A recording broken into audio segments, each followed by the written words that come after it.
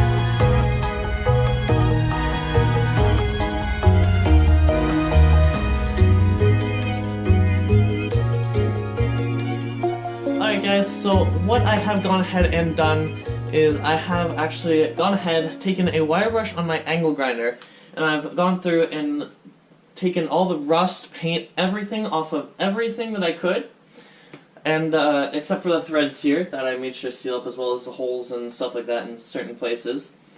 So what I'm going to go ahead now is I'm going to go ahead, put it back together, and show you guys the final products.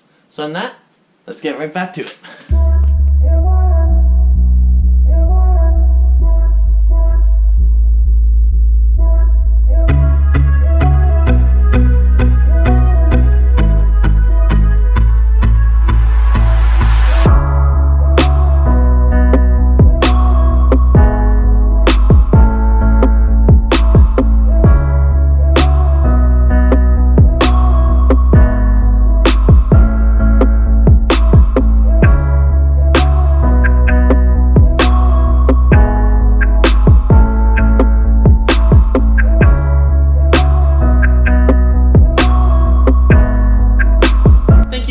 I hope you enjoyed this video.